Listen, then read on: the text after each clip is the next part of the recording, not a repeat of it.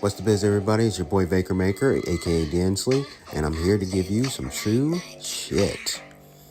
So, every good hero needs a good villain, and these 15 anime villains are great at being bad.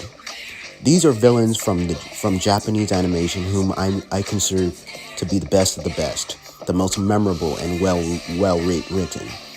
Now, I've been wanting to make this for a very long time. Technically, I already did this list years ago, but since Halloween's around the corner, and like I said, it's been a long time since I made this list, I thought it'd be a good time to actually go back and look at the list, maybe redo it, and see how much has my opinion changed or stayed the same.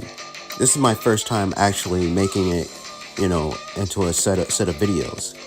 Now, I know each of you undoubtedly have your own list, and I don't expect most of you to agree with me on my choices 100%.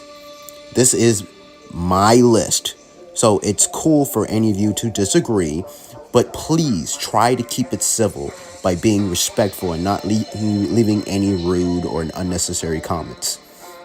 I must warn you that there will be major spoilers involving each of these antagonists from their respective stories.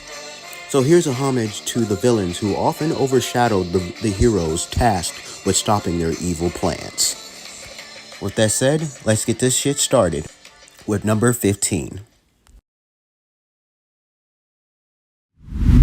No villain in Bleach is as evil or as twisted as Aizen himself. No matter how hard you watch tries, he'll never be better than Aizen. Former captain of Squad 5 and the cause of so much chaos in the Bleach series. When we first meet him, he seems so nice and kind, and the type of character who was gentle and caring. Then he died and everybody, including us, gasped in fright and confusion. Then he came back and we all just sat there wondering what just happened as he took off his Clark Kent glasses and became evil Superman. Aizen was never truly given a reason for being so evil, but that's okay because we're more interested in his present form rather than his past. Now, granted, I'm pretty sure the 1,000-year blood war arc has probably revealed more about his past that we didn't know prior, but I'm talking about like prior to all that, up until his defeat at the hands of Ichigo, of course. From constantly tricking every character in the series, including the overpowered asshole leader Yamato and the geniuses in the science-obsessed Squad 12, to using unstoppable hypnosis powers to wipe out anyone who even looks at him funny. Despite being extremely low on this list, Aizen is a monster and still easily one of my favorite villains of all anime.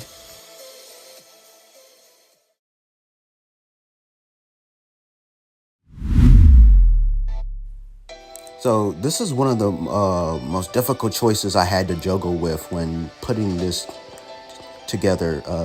list together. Since My Hero Academia is set in a world filled with superheroes, it makes sense for it to have supervillains as well, just like the Marvel and DC comics.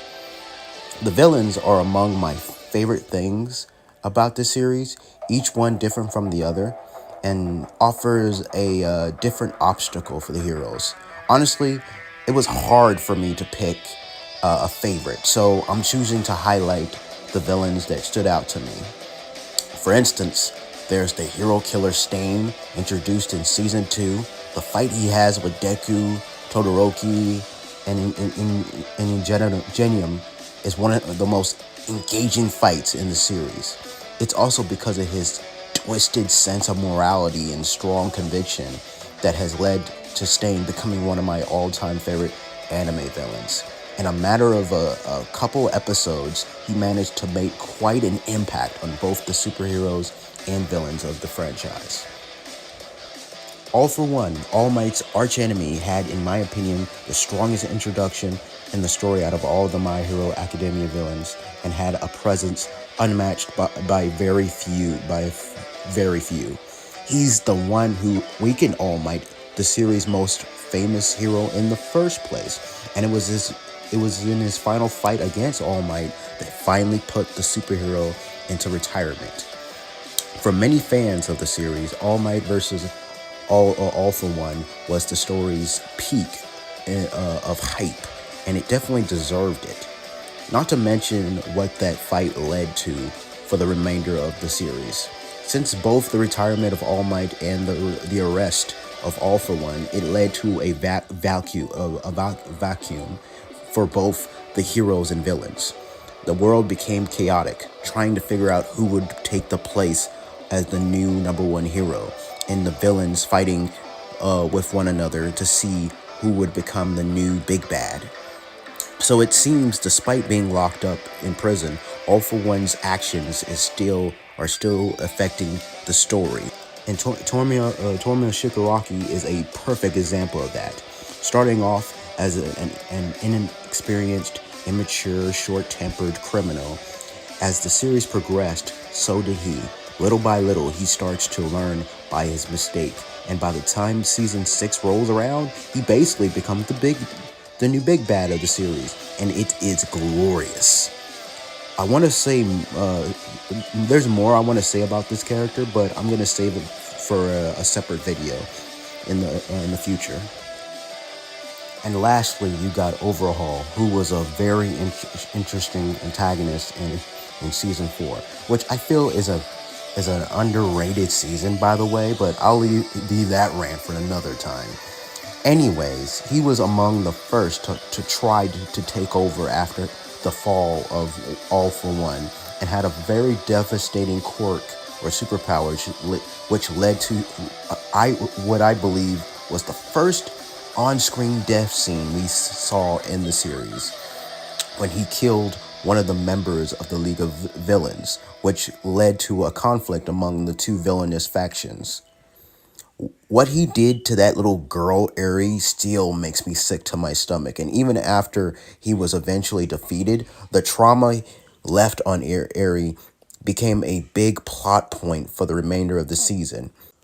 Lemalian ended up losing his quirk against him, and he did kill All Might's sidekick, Sir Night Eye.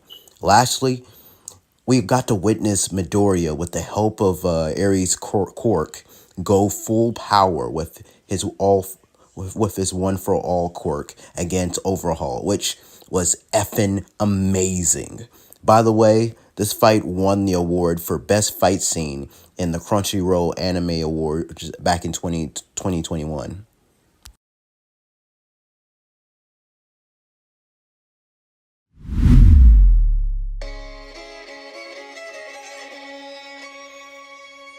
One of the 10 strongest members of Aizen's army, Grimjow is also the most violent and bloodthirsty, even going as so far as to disobey Aizen's orders in order to go and seek out strong opponents.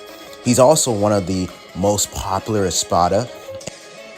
For most of the Arrancar arc, he serves as Ichigo's main opponent, fighting him a total of 3 times and utterly beating the crap out of Ichigo for the first 2. Despite his violent and at times sadistic attitude, Grimjow does have a strong sense of honor. When he asks kidnapped Orihime to heal his arm, he makes sure to repay the debt by saving her from Loli and Manoli, and he's refused to fight an already injured Ichigo until Orihime had healed him. The main aspect of Grimjow's popularity is that he's something of an evil counterpart to Ichigo. Both are stubborn, reckless, but whilst Ichigo fights to protect his allies, Grimjow will attack or even kill his own allies if they get on his bad side. He's ruthless, dangerous, and more than a little crazy. But that's why we like him.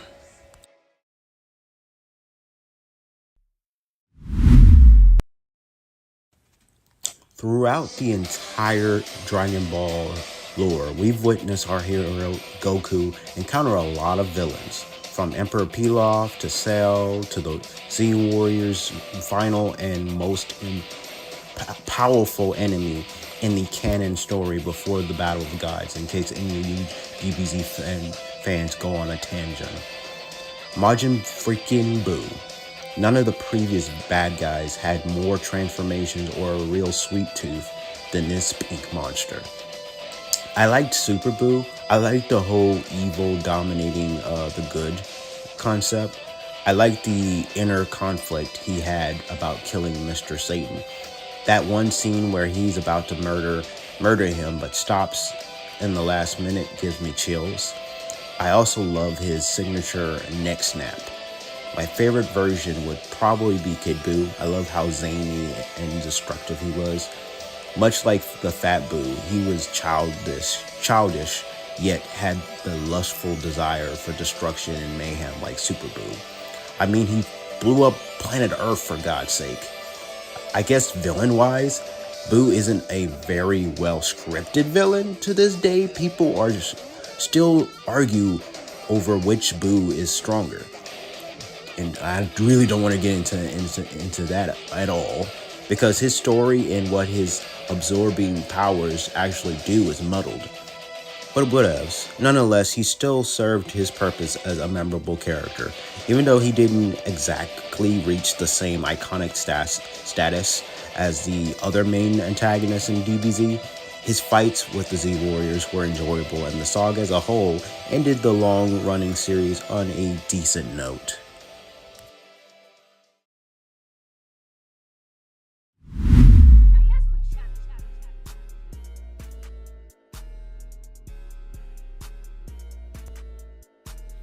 Naraku might not be the most powerful or evil villain on this list, but he's possibly the most annoying. While other bad guys will just cut right to the killing and destroying, Naraku will bleed you to death with a million super obnoxious paper cuts and make sure to constantly be gone before you can catch him. His whole plan in Inuyasha was to collect the pieces of the demon jewel shards, but he did it in the most dickish, less effective ways possible, as if all he really cared about was making Inuyasha and his friends feel shitty. He spends a lot of time wearing a baboon skin, complete with the head. He's not only cunning and cruel, his fashion sense is creepy as hell. I did He was certainly a cool villain, but at some point he started to get annoying at how long it took to really take this guy out. Because he always came up with some contingency plan to get away and find some way to screw the heroes over or something. By the time they actually do, defeat Naraku for good this time, at that point I was like, finally. Still, he made such a great impact on the series.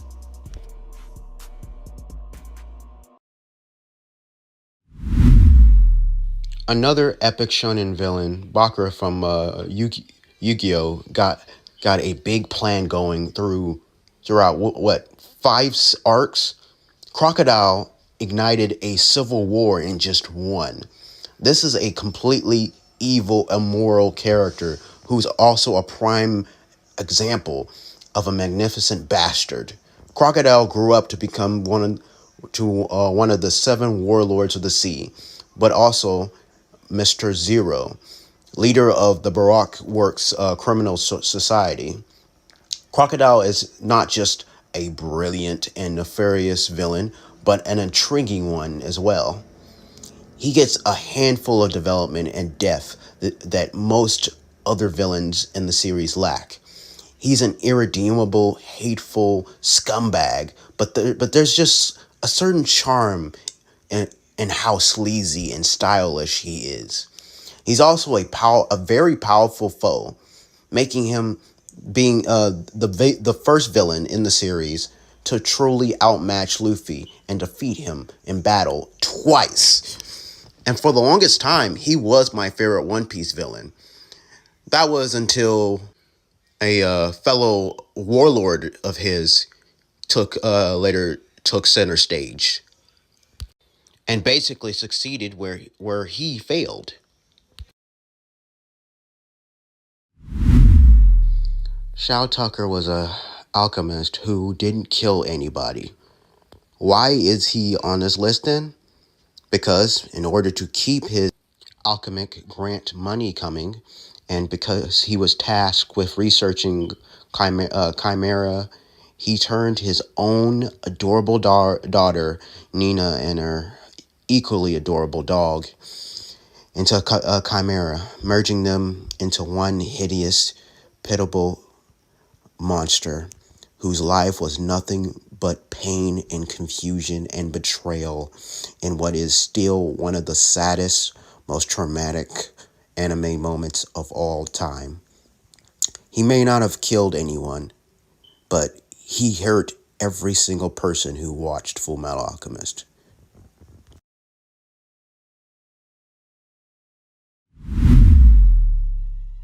Although admittedly Sephiroth has made a much greater impact as a video game character than a character in anime, though he has graced at least one anime series, it cannot be denied that there is a certain connection between the two media forms.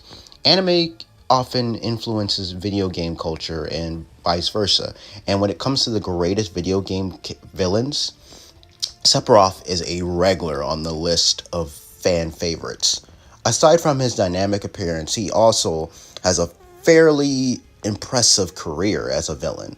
For one thing, he never seems to really die, much like many horror movie villains who always come back for the sequel. His exploits include unexpectedly assassinating video game heroines, burning entire villages to the ground, and summoning meteors in order to destroy an entire planet, as well as other such activities which tend to be frowned upon by the general society.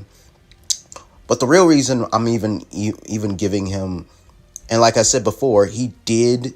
There is a Final Fantasy OVA that covers said actions. But the real reason I'm even giving him an honorable mention, despite primarily being a video game character, is due to his appearance in the Advent Children movie. With his design, voice, dialogue, and of course, this film's version of his iconic boss fight theme song, One Winged Angel, Sephiroth was basically the best damn thing about that movie for me. And the ass whooping he gave Cloud was also entertaining to watch as well. Dude even managed to make losing look cool. I will never be a memory. Jesus, he's such a badass.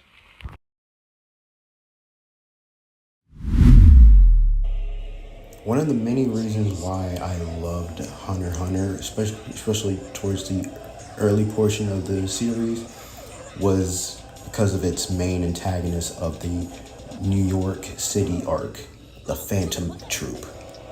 The group consists of a total of 13 members, all of whom are skilled Nen users, each with a numbered tattoo of a spider on their body. Those wishing to join the group can do so by killing a current member, thereby replacing them. That's the only way. If a vacancy opens due to a member dying or other cases, the leader of the group, Crollo, Lucifer, is responsible for replacing them. Whether it was the massacre of the Kurta clan, Kurapika's family, or killing Squala, there was never a boring moment with these bandits. I have a, and even though the series, at least both the anime and the manga is currently on hiatus. Well, the anime manga is, coming back. But from as an anime viewer and as an anime only, I'm pretty certain this is not the last we've seen of these band of thieves. Much like what I did with the My Hero Academia villains, I decided to group the Fate villains together because it was extremely hard picking a favorite. So I'm gonna highlight a few. So let's start off with who could be considered the main antagonist of the main Fate Stay Night series, or at least the ultimate foil to the main protagonist Shiro Emiya, Kire Kotamini. Possibly the most evil out of the bunch, or at least the greatest mastermind. From the start of the movie of the story, you can already tell something ain't right about this priest, despite him coming off generally polite. He just gives off a sinister aura every time he's given screen time. Yet he is very helpful, at least until he's gotten exactly what he wants from you and has no use for you. By the time he's revealed his true intentions, it's really no shocker that he's a bad guy. Because honestly, it didn't really seem like he was ever trying to pretend to be a good guy in the first place. After all, neither Shiro nor Ren seemed to like him either, and kept referring to him as a fake priest. Ren Tosaka never really trusted him, but I don't think she truly realized just how twisted the guy really was. For one thing, he killed her father, then gave her the blade he stabbed her father with as some sort of memento, without her knowing the truth for so many years. And don't even get me started with what he did to those poor orphans that barely survived a great fire of Furuki, which he caused, by the way. It was only after watching Fate Zero, which serves as a prequel to Fate Stay Night, that he became one of my favorite anime villains. I just loved seeing his character arc of eventually embracing the evil in his heart that was always there, with some help from an incredibly arrogant servant, Gilgamesh. Which, by the way, seeing those two form an alliance was one of the most intriguing things about the prequel. Alone, they're each a formidable adversary, but together they basically become the most dangerous duo in Stay Night. And speaking of Gilgamesh, I mentioned him being extremely arrogant. He's also selfish and, not to mention, cruel. I would say he's got a god complex, but technically he is a demigod and is the king of heroes who possesses all things in the world, whose tale is recorded in man's oldest epic poem. Which explains why he thinks so highly of himself, because he has a lot of reasons to do so.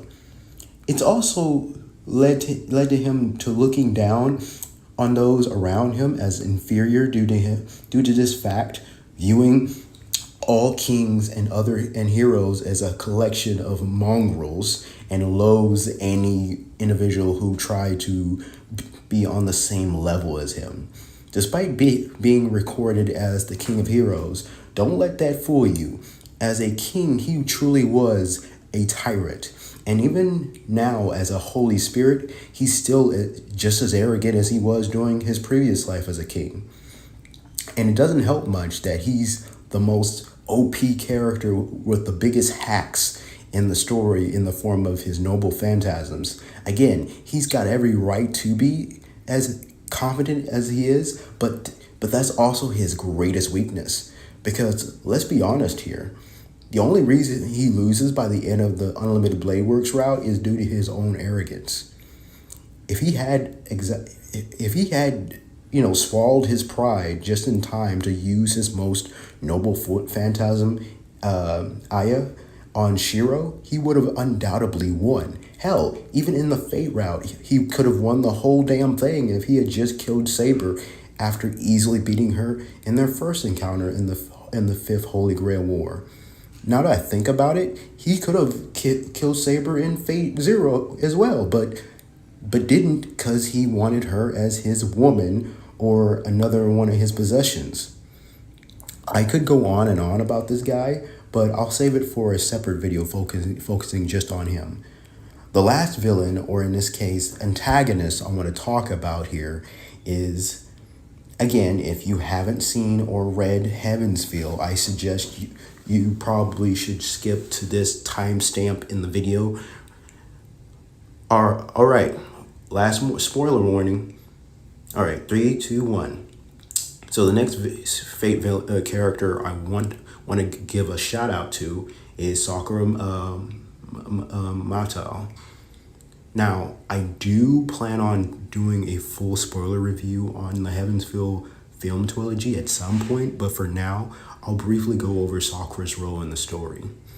So, in both the Fate and Unlimited Blade Works route, Sakura doesn't really have that much of a presence in each respective story, mainly functioning as a minor character. She's just known as Shinji Mato's sister, who obviously has a crush on Shiro. However, it is until we get to the third and final route, Heavensfield, where she takes center stage as the lead heroine, and her backstory is vastly expanded upon. It's revealed that Sakura underwent years of torture and sexual abuse by Shinji and her grandfather, Zoken Mato, whom I do consider to be the true villain of this route, that left her psychologically scarred and emotionally dependent on Shiro. At the end of the previous Holy Grail War, Zoken implanted a piece of the Grail onto Sakura in an attempt to recreate it, turning her into the Black Grail, the counterpart to Ainsberg's White Grail. This leaves a servant from the Third Holy Grail, Ongumaryu, also known as Avenger, to manifest itself through Sakura as the Shadow while she is asleep. I know that's a lot, guys, but hey. Consequently, Sakura takes on the form of the Shadow at night, which kills hundreds of people to gain energy. As a result of the combined machinations of both Zoken and Kirei, she gradually sinks into depravity before embracing the Shadow to become the bloodthirsty Dark Sakura. And it's at this point that she becomes the main antagonist of the third act. Torn between her usual self and being fully consumed by her long repressed feelings of rage and envy, I can't help but sympathize with the girl for what she's been through.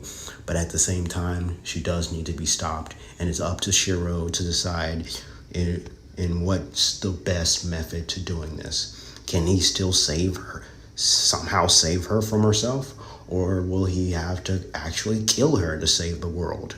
Honestly, I love how the movies make us truly appreciate Sakura as a character, appreciate her, and then once she does go heal, it's honestly unsettling to witness, but it makes sense. Anyone would go batshit crazy going through what she went through every day, yet she hid it behind her smile. Now she's fully embracing the crazy, and again, I don't blame her. With that said, I don't think the whole damn world needs to suffer. Again, the girl has gone cray-cray. Sakura is a perfect example of a tragic villain. Very similar to Lucy's story from Elfen Lied, but I personally think Sakura's story was told better. Totally recommend checking out the Heavensfield movies or read the visual novel if you haven't already. And there is a video that does a wonderful job fully analyzing Sakura's character. I'll leave a link to it in the description below.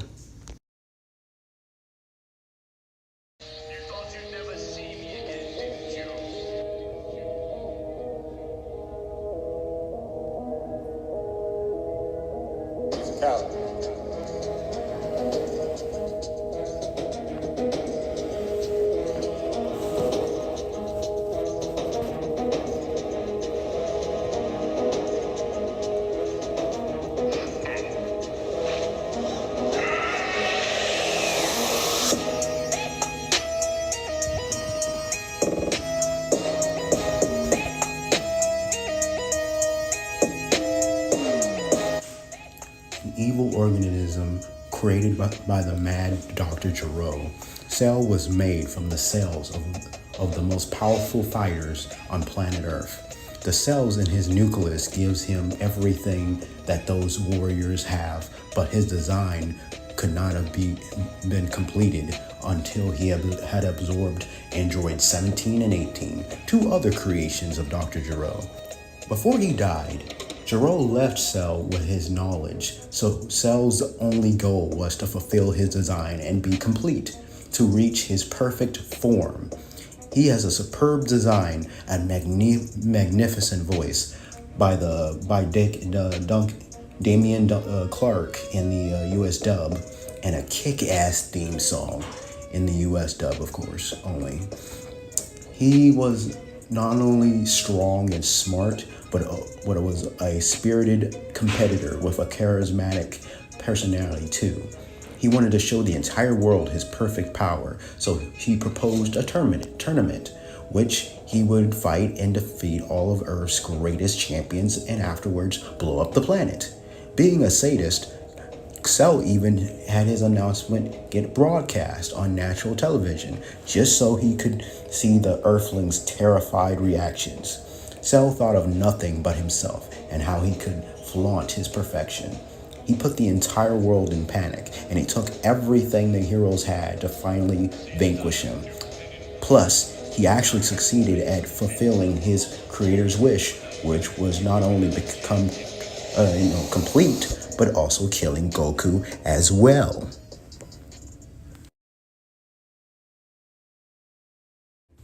Suigento is the first doll of the Rosen Maiden collection and the most badass looking one as well.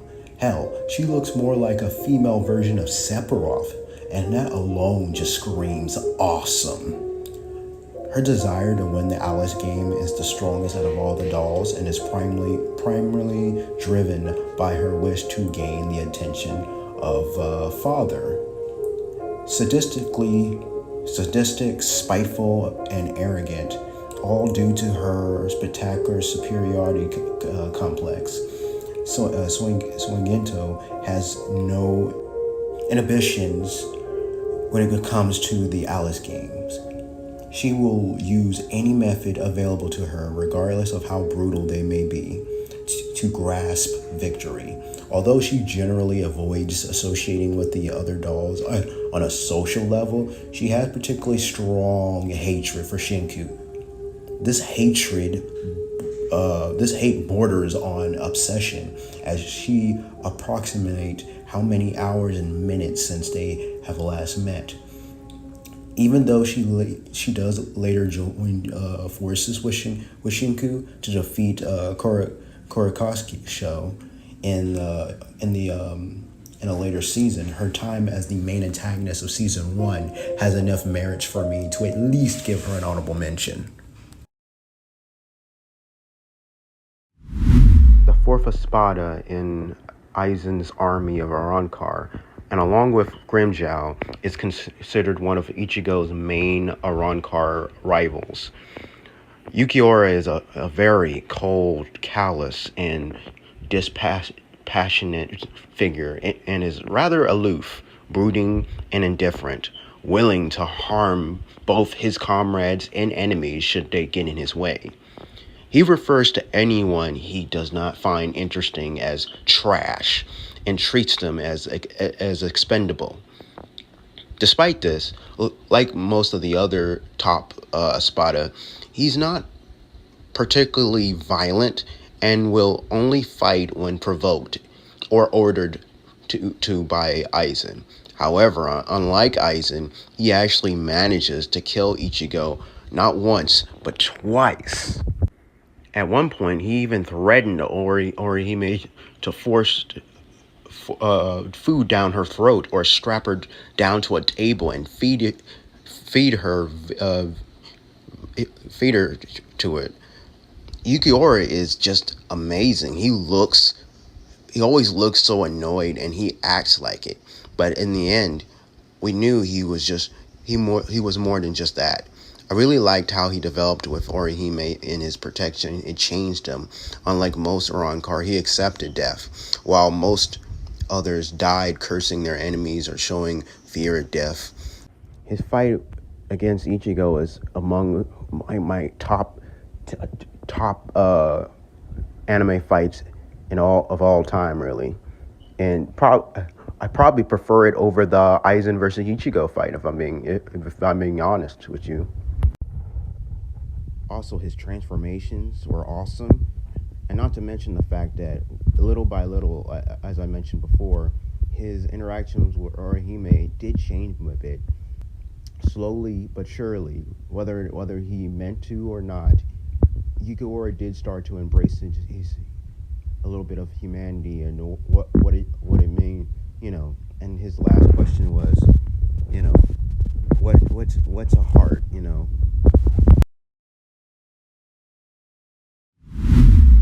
The most powerful offspring of the Chimera Ant Queen. He was known as the king of the Chimera Ants. What I really love about this character was how it paralleled to Gon's character arc in the Chimera Ant arc.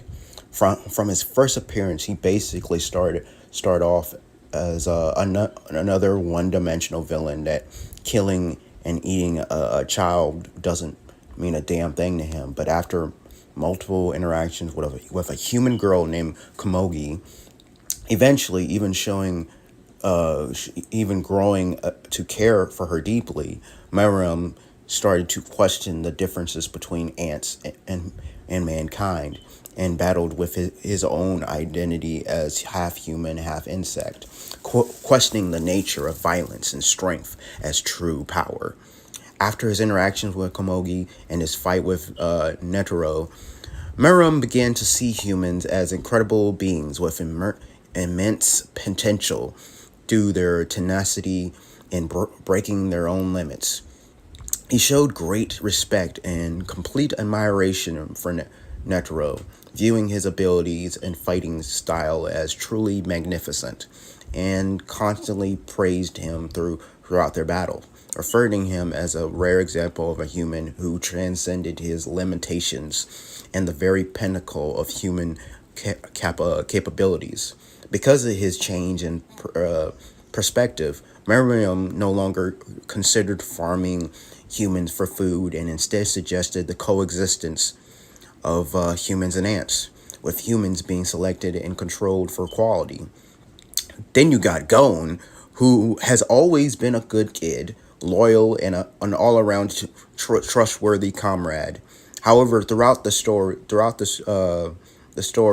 the author did leave us breadcrumbs to Gon's madness.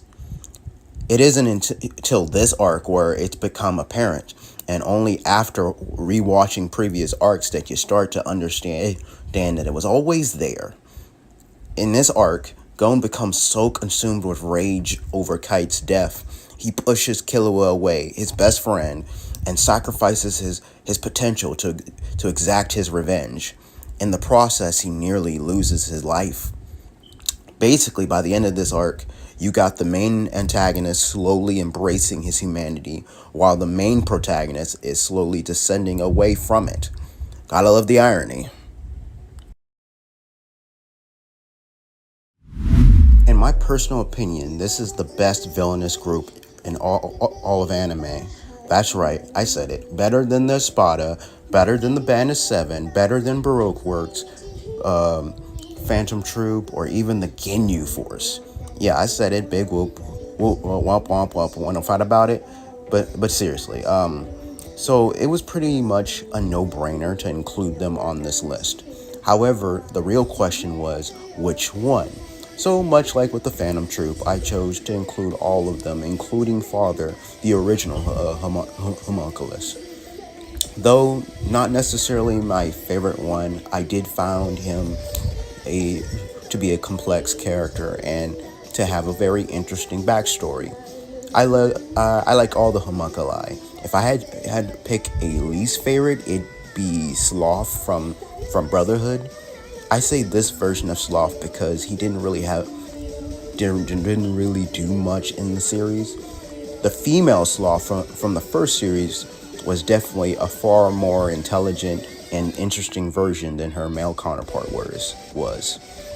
Plus, her presence had a far more personal connection to the Elric brothers due to her appearance and origin. As for my favorite one, it would probably be between Greed and Envy. I loved how charismatic Greed was, and also the fact that he was pretty much the rebel among father's children. In Brotherhood, Greed received much more development. His companionship with Ling Yao, his small rivalry with Wrath, and the moment where he regained his memory and his sacrifice were just priceless. The first anime just didn't give him enough respect as opposed to the second. There, he was very underdeveloped. He barely even appeared for like 3 episodes. Envy was definitely the most sadistic one. He had awesome powers, and his death is very dramatic, and I love that. For me, it was the saddest death among the homunculi, even though he did shoot a kid in the face and murdered May Hughes, who was one of my favorite characters in the series. I was still saddened by his death for some reason. Well, I guess not really. It was, I mainly pitied him, I guess. But he died pretty much the same way. He died envying the humans. He envied them. He was jealous of them, of their ability to express more feelings other than just anger and vengeance. That they were able to show compassion, have the strength to be able to, have the moral strength to look past their anger and cooperate and team up together. And in the end, that's what it led to them defeating him. He died, envious of that. Very true to his character and true to his nature in a way. But yeah. As for Lust, I preferred the original FMA version of her because she had a much bigger role and development in the story. As for the Brotherhood version, she was just evil and seductive. However, I do believe her death scene was arguably the most epic and brutal scene in the series. Though I still enjoyed the characters, I also enjoyed how each of the homunculus' deaths were ironic to their sins. Like I said before, ironic to their sins. Lust was killed by a womanizer. Gluttony was eaten. Sloth died fighting, and Envy committed suicide out of jealousy, like I said before. And as for Wrath, he died in peace. Pride was shamed, and Greed died with content, content, figuring out what he really wanted. Introducing the one true villain of the anime series, Taro. Taro is sadistic, arrogant, conscious, deprived, ruthless, ambitious, traitorous, and power hungry. He's completely dishonorable and finds it amusing to repeatedly cheat and betray during confrontations or ambush and assault people who have done nothing to him. He's not being used to being helped and generally gives disdainful insults as thanks for offered aid. He even poses a much bigger threat to Moose or Ryoga. There's a guy who for years who has done awesome character profiles for the Ramaverse, and Pantyhose Taro being one of them. In fact, Taro's was the very first one I watched from his channel.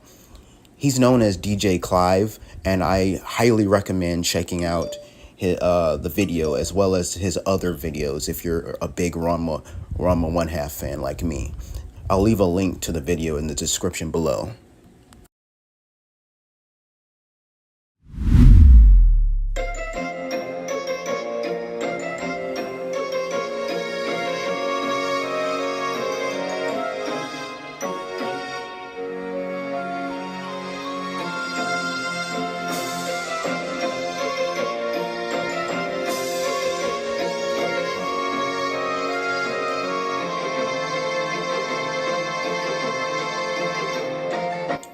For the longest time, Sir Crocodile was my favorite One Piece villain. That was until the Dressrosa arc. Prior to that, Dolphy has always intrigued me, especially in the Marineford arc. But it was the Dressrosa arc that cemented it for him becoming my new fave. When you think about it, his story is kind of a what if scenario of Crocodile actually succeeding in his plan of taking over Alabasta as its king. In my opinion, he's the best written villain in One Piece. As mentioned before, he made multiple appearances in the story, but it wasn't until the Dressrosa arc when he becomes the main antagonist of an arc. And his quote in the Marineford arc truly resonates with not only the arc, but in real life as well, giving a profound perspective when it comes to moralities. I quote, "Pirates are evil, Marines are righteous. These terms have always changed throughout the course of history. Kids who have never seen peace and kids who have never seen war have different values. Those who stand at the top determine what's wrong and what's right. This very place is neutral ground. Justice will prevail, you say? But of course it will. Whoever wins this war becomes justice." End quote. Like I said, that quote speaks volumes to one of the series' themes. But after exploring more on Dolphy's character and backstory, it makes even more sense as to why he would say all that. The reveal of him being born a celestial dragon, his connection to law, his unique relationship to his pirate crew, his role as the underworld broker, and of course his battle against Luffy just adds so many reasons to why this character is so awesome. He already has one of the most drippiest character designs in the series. I love that his devil fruit power allows him to create and control strings because it fits perfectly with his character, since he loves playing the role of the puppeteer of many lives. And by the way, I really did enjoy the English voice performance done by Robert McCullum, but I think the Japanese voice actor might have an edge on him simply due to his laugh.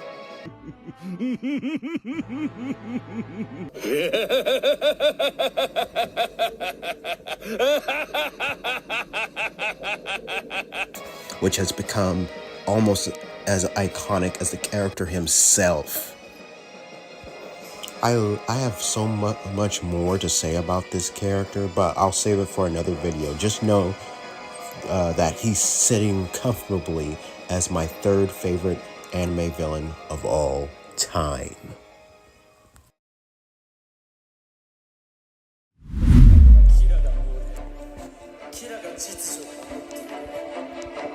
もはや僕は世界の人間の希望この世界本当にそれでいいのか僕がキラだ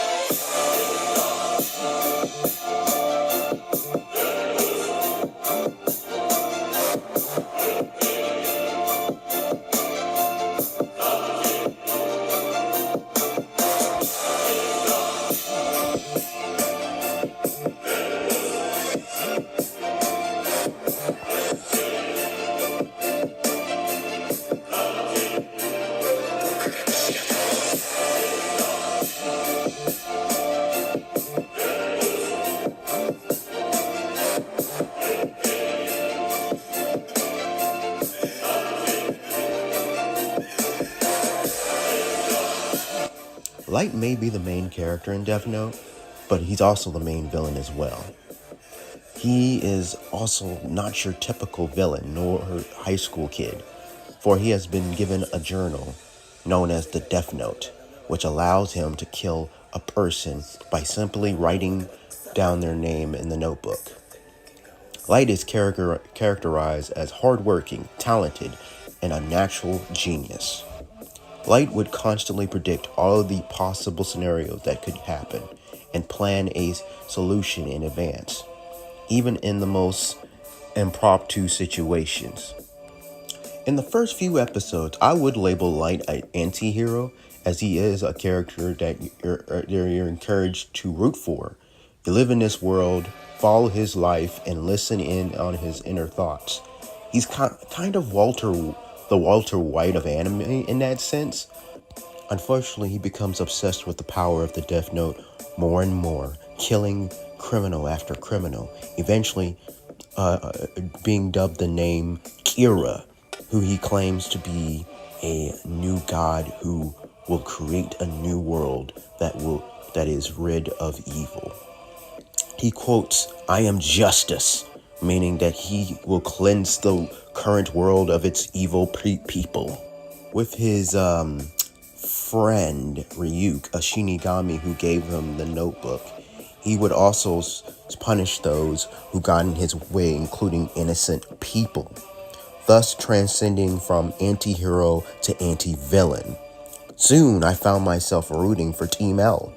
For those of you that still believe he can't be called a villain, well, here's something for you to consider. Lelouch from Code Geass is an anti-hero. Light is definitely a villain. They might have both started with good intentions and went down dark paths along the way. However, unlike Lelouch, Light became completely consumed with power, and by the end of the Death Note, there wasn't a single redeeming quality left of him. I guess another cool comparison would be him and Lex Luthor from the DC comics. Both are incredibly talented, smart people who do terrible things yet don't see themselves as the villain, but see that what they're doing is trying to create things for the better world. However, when you really get down to it, at the end of the day, it's really they're trying to feed their egos and try to make themselves feel more important than what they really are at the end of the day. And both characters have potential for good. However, they allow power and their own ego and their pride to consume them, right? Light, at the end of the day, like I said, I do think he had great good intentions at first, but over time, I think he just allowed the power to consume him because, at the end of the day, Death Note to me just serves as another cautionary tale of, power definitely corrupts. Absolutely. And Light was no exception. Before we get to the number one pick, I want to take a moment and look back and recap all the villains that have made it to the list so far.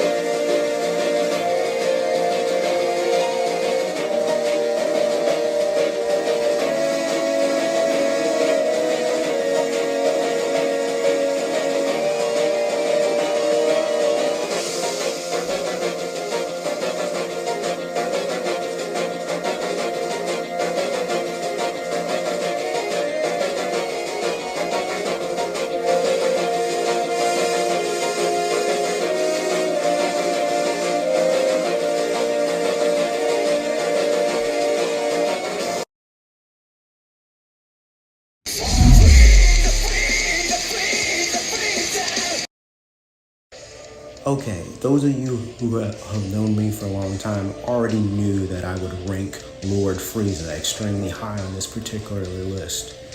Solus doesn't even begin to start describing this villain. To me, Frieza was the perfect villain. He was evil, hateful, envious, deceitful, just a pure scumbag. Some of Frieza's special abilities include being able to survive critical injuries, being able to breathe in space, the use of telekinesis, and the ability to extend and control his tail. Frieza also had a wide variety of powerful energy attacks and can use them in various ways, such as from his eyes or fingers. Frieza loved to see others suffer, and it often brought him great joy. He blew up planets for fun. Once he found out about the Dragon Balls, he, along with his soldiers, occupied a planet of innocent people and proceeded to take over and do as they pleased, killing and torturing the natives, even when they would cooperate. He also utilizes dark humor at times, such as saying, "Long live the king," shortly after killing King Vegeta, as well as saying, "Pops goes the Weasel," shortly after violently murdering Krillin. Basically, this guy was basically Space Hitler. He was racist towards everybody, towards Saiyans, Namekians, everybody. I love the designs of each of his forms. I also love how his appearance and voice makes it hard for a lot of people to determine his gender, at least in the original Funimation dub. Linda Young, don't get me twisted. Chris Ayres is one of. I really did enjoy his performance in Dragon Ball Z Kai, but for me, when I think of Frieza's voice, I think of Linda Young. I love how she made each form feel unique compared to the others, even making like the first form and the final form feel distinctive from each other. But yeah, it did make viewers for a lot of years question Frieza's gender, and it just brings out that creepy vibe that he normally gives off to a whole new level. One of the best scenes to this day is Frieza giving Vegeta probably the worst beatdown he has ever received. And that's saying a lot, considering that Vegeta gets his ass whooped a lot throughout the series.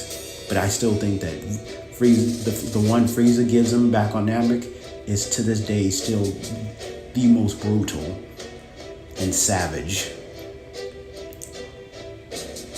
Another would be when he's whipping Goku's ass with his tail, or when he stabs Krillin with one of his horns and proceeds to torture the poor guy before throwing him into the Namekian Sea.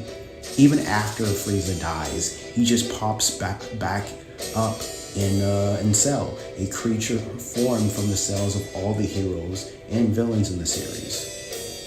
Then in 2015, he came back to life, trained for 4 months, and gained a new form, calling himself Golden Frieza, which surpassed every DBZ bad guy that appeared after his first death. Hell, as of right now in the Dragon Ball Super manga, he's gained yet another form called Black Frieza, and is now the strongest bad guy of Universe 7. But even before all of this, and when there were definitely better villains in terms of strength than Frieza, his low-life personality and twisted nature is why I have him, and I'll always have him, as number 1, as not only my favorite Dragon Ball antagonist, but my favorite anime antagonist of all time. So if you hope you guys enjoyed this video, enjoyed this list for that matter. If you enjoyed the video, hit that like button, subscribe for more videos, and most importantly, hit the notification bell to be notified for more videos like these. And comment below who's your favorite anime villain. Like I said, comment below, let me know. Now with that said, stay beast.